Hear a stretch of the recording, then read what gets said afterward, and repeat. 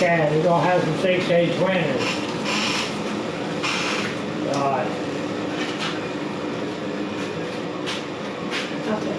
Right. They're growing up, the price is growing up too. Probably don't remember Hazel. I remember it. Of course, I was stripping back then some, and of course I went helping my daddy here. After Hazel killed horses, I mean, the whole mess, it was just the whole river, all that, just weren't out there, just killed it. But I think it cleaned that bottom too. About a year after that, they come back. We had most horses I ever seen out there. They put a tax on the horses going out of state. Now that hurt us. Of course, back then, horses weren't bringing a lot of money. We started there after Hazel there, so we were paying $1 a bushel for them. Well, I mean, you got a bushel of horses in, they would shake the basket down and round it up. But as your price went up, your measure would go down. But some of the people come out of Virginia down here, buy the horses, they had to pay extra 50 cents. We'd pay we had to pay 8 cents a bushel. But then Virginia come there, well, they had to pay extra 50, that's 58 cents a bushel they had to pay. Well, see, that puts your price up, but it's hard for them to do that. But if they didn't have that tax on it, we could have sold Virginia more horses. See, we sold a lot up there, but we could have sold them more for that tax. But they said, they put the tax on there, said Virginia people was coming down to North Carolina getting seed horses, taking them out. But they didn't say seed horses, they just said horses, so that's it. The marine fish it used to be called conservation back then. They had some laws sometimes. I don't know who would come up with such a mess. I mean, they had a law one time on crabs, hard crab. They had it on the sponge crabs. You know, a certain time of year, you just got a bunch of sponge crabs.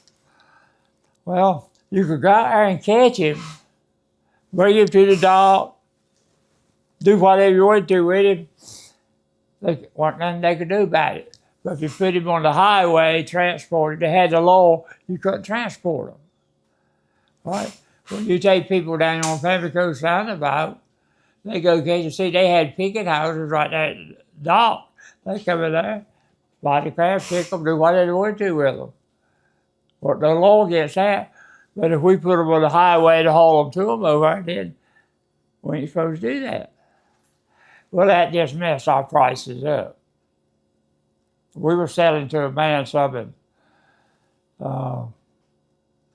Aurora over there.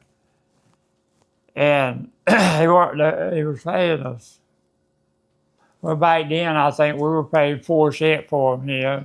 He was paying us 6 cents. Everything was cheap. Energy gas cheap. I went in there one morning and he told me, he said he was going to cut the price. Said he'd get them out of Virginia. Cheaper. Right? Well, they come back and I sold a load over here to Lowlands, I think it was, that area. Well, the next night, a man called me out of Virginia, told me he'd give me 9 cents for the crabs. He claimed that he could get them out there cheaper. I went to haul to Virginia then, but they were trying to catch his truck. But I went in there one morning and the man told me, said, "You the only truck got through." He tried to stop these trucks going up there with the crabs. Really? But I hauled them up and I never did get caught. And they got after me one night, but they didn't catch me. I left here one evening. Go see, you come here, you could have the crabs here. You could load them on your truck. Couldn't do anything about it until you put them on the highway. Now, you know, that ain't a good law. I left here one night, we loaded them up. That road there that weren't built there, then going out there. We had to go out the other way. Out though, you know. I told my dad, I said, right out there, see if you sealed it was. Well, he went out there and he come back, getting sealed. So I took off. And Ray Liverman was with me there. So we got out there right to go to where Handy Mark is. We were up there stopped, they were set right there between them two roads. But I went right on like I didn't pay no mind. They took it after. When I got out Charlie Dixon, I pulled off there, and they turned like they're going toward Holly Ridge. Well, what they wanted, I think, they wanted to get me up there in Pender County. They were pretty rough up there with it. They'd take you mess. But our sheriff up here, I don't think would have bothered them. Well, I turned around like I was coming back. We come down this side of Stones Creek Bridge over. I wheeled around, headed back. I met them there about that bridge. Well, they had to get by the bridge to get turned around. So I took off. I went over High Hill. Got out of High Hill, I didn't turn off. I went down in Verona so they wouldn't see. Turned off, went out through the 9 Mile, up to Kempston, on up to Virginia like that. One of them boys with them, I said, they talked like my truck would run. He said he weren't with them, but he knew how to talk about my truck would run fast. It was like you were running moonshine. Yeah, but I had to jump on them when they had to go get turned around, see. They give me a little jump on them. If I hadn't had a little jump on them, they probably would have caught me. I think the Lord put this stuff here for people to eat. And I think if I leave it alone, it'll control itself. It's controlled itself for hundreds of years. He knows what we don't know. You know, he knows what's best for us. But, and if people will trust him, he'll do things for us. And he knows what's best for us. And see, he's controlled the fishing and stuff since way back yonder when the Lord was him. You remember he went down there to them fishermen one time. They said he'd travel all night and had to find none. He said, just move out into deep. Moved out there, filled it in full. Then he told them where to go.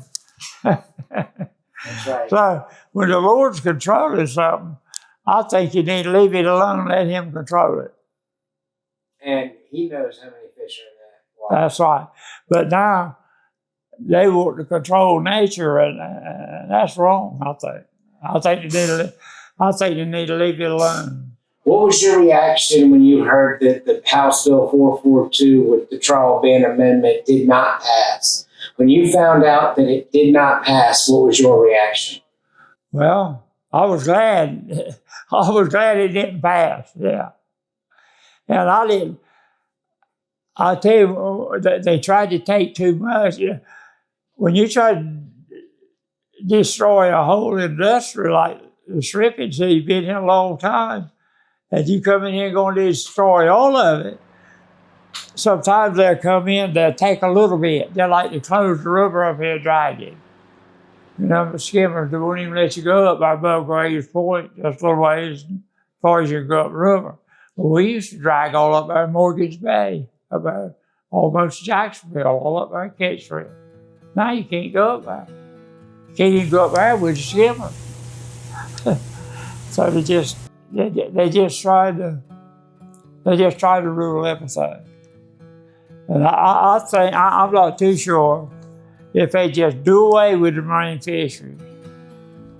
I ain't too sure we wouldn't be better off. See, we go back about 6 generations. And not long before that, my great-granddaddy, I reckon it was 2 of them come from Wales, England, over here. Back in, I don't know just how far back they were. Settled down here at Turkey Creek. One of them settled in Burgaw. Well, later on, this one down here, he got married. And he had a son, which his son was my great-granddaddy. Well, he got in service. Well, up here, that battle up there in Gettysburg, you've heard of it, he lost a leg. Well, they sent him home after that and give him a little pension. He come down here and bought this land down here, bought 15 acres for $50. Now, you know, it's been a long time. Our waterfront mostly too. Well, this is part of it.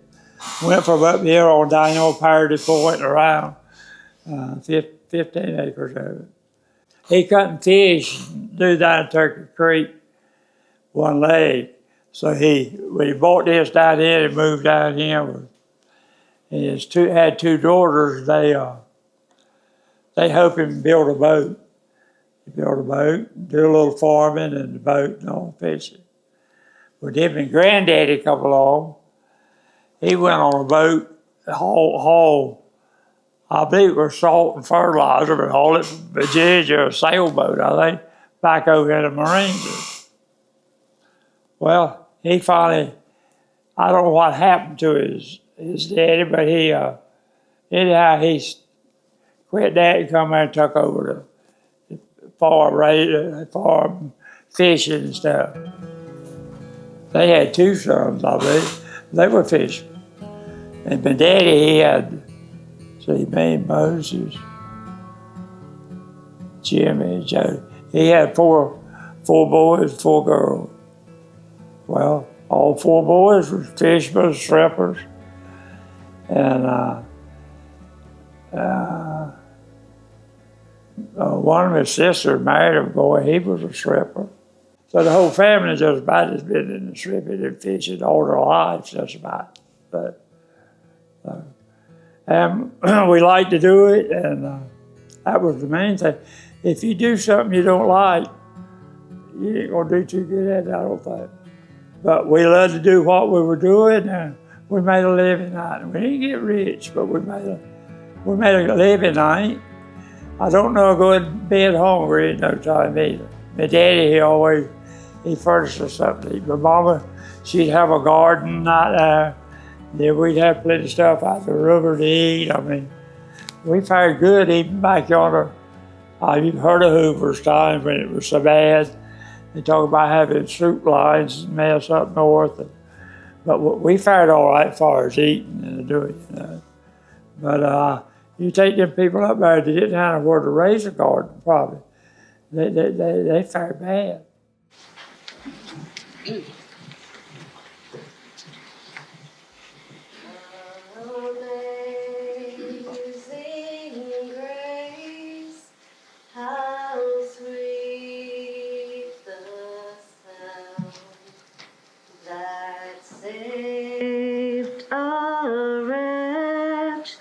Like me, I once was lost, but now am found. Was blind, but now I see. The Lord has promised good to me. His word my hope secures. He will my shield and portion be. As long as life endures, when we've been there 10,000 years, bright shining as the sun. We've no less days God's praise than when we first